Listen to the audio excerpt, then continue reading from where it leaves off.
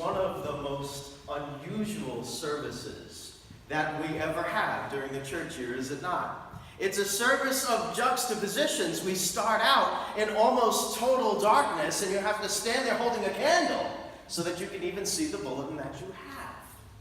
You know, the reason that we start out in darkness and then flip very abruptly to pure light halfway through this service is to remind us of the fact that you and I so often face darkness throughout our whole life. You know, we face the darkness that comes from our own sin, our own choices that we make before God. We face the darkness of our separation from God that comes from those choices that we make, and that darkness goes all the way back to the account of the creation in Genesis, the beginning of it all, when our first parents made a choice to walk away from God and follow their own way. And that started the darkness. You know, if you listen carefully to our gospel reading later, I think you're going to find someone in that reading that can absolutely relate to darkness and relate to the struggle that ensues when we struggle through that darkness. And that's Mary Magdalene. You know, Mary was the first one to come to the tomb early in the morning after Jesus had been crucified. But even before that, Mary was just so close to Jesus. Mary Magdalene was one of his most faithful followers because Jesus had healed her of so much. She had such a personal encounter with Jesus. And from the moment he healed her, she became so close and followed him as one of his most devoted disciples. And you know, she had seen it all begin. He healed her, and then Jesus started his public ministry, and he went from town to town and healed people, and she saw people raised from the dead, and she saw diseases cured, and this amazing thing that this man Jesus had done. And not only was he healing people, but he was teaching Mary Magdalene all along about what it was to truly live and what it was to truly be a child of God. And finally, Mary caught sight of what life was. And Jesus gave that to her. And then, you know, very suddenly, she saw it all crash and burn. You know, she saw public opinion very suddenly start to flip on this man who gave her life and healed her. And you know, God and the God that Jesus preached just began to upset so many people. It began to upend all of the religious leaders of the day and everything that made up church of the day. Jesus just turned on its head. And it started to threaten people. And the God that Jesus preached started to threaten people. And they do what humans so often do.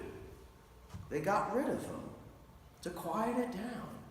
And so in the most violent way, the most shameful way, they hang Jesus in an awful way in front of criminals to show the whole world that this is the Jesus who you don't want to follow. This is the one who does not preach the true God, even though he did.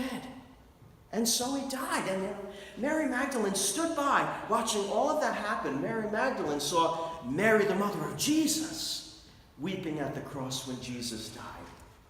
And it all just crashed so suddenly. You know, Mary understands darkness and what that was that day. And so, you know, she tries to put it all together in our gospel reading. And she shows up. They bury Jesus in such haste on Good Friday. Not even a proper burial. And she knew he deserved more. So she comes with spices very early in the morning to try and finish the job and at least give him some of the dignity that the crucifixion and the religious leaders of the day denied him. And she comes to the tomb. And just like our service flips later from dark to light, she is confronted by a glorious revelation. She peers down into the tomb, and it's empty, and she's confused, and there's two men in white, and they're asking her this crazy question in the middle of a cemetery. Woman, why do you cry? Why do you weep? Are you kidding? And there she is, confronted by this beautiful truth that Jesus was no longer there. And she's troubled by this, all still in darkness and trying to put it together. You know, I visited probably about 2 years ago, Calverton National Cemetery. I went out, it was Lent, and I went to take a palm cross to my father's grave. And so we took the palm cross, my mom and I, and put it in front of his stone, and we were just standing there quiet. And you know, there are thousands of graves at Calverton. It's huge. And out of nowhere, we start hearing singing in the middle of a cemetery. And there's 3 people, 3 children, grown, and they start by saying, Lord, I lift your name on high, across the cemetery. Lord, I love to sing your praises. I'm so glad you're in my life. I'm so glad you came to save us. You came from heaven to earth to show the way. From the earth to the cross, my debt to pay. From the cross to the grave, from the grave to the sky. Lord, I lift your name on high. In the middle of Calverton National Cemetery. And you know, you might think that that's unsettling and weird, but it was beautiful. It was resurrection. It was Easter. And so Mary's confronted, much like that singing that I was confronted with at Calverton, Mary's confronted with the angels. And she's trying to figure out what happens. And so she turns around in her surprise, and there's a man behind her, and she thinks it's just got to be the gardener, because after all, she's here to finish burying her friend, the one who healed her.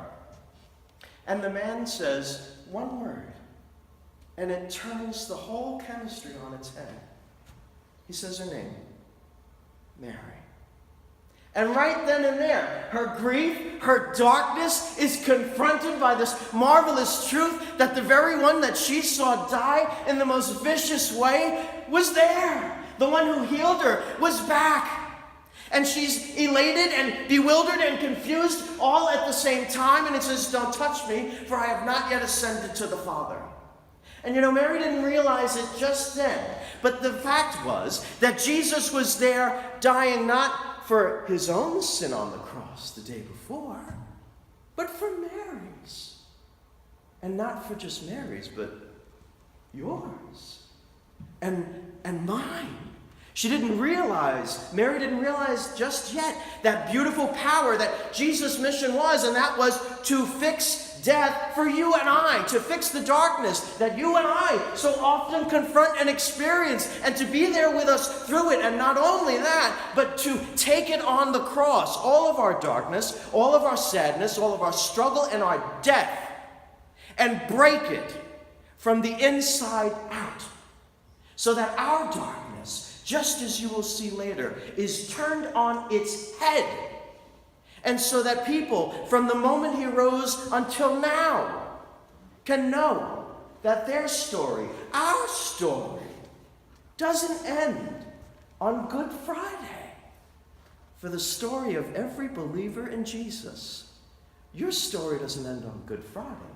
It always ends on Easter Sunday. Because you have been transferred from death to life, and from darkness to light. Thanks be to God.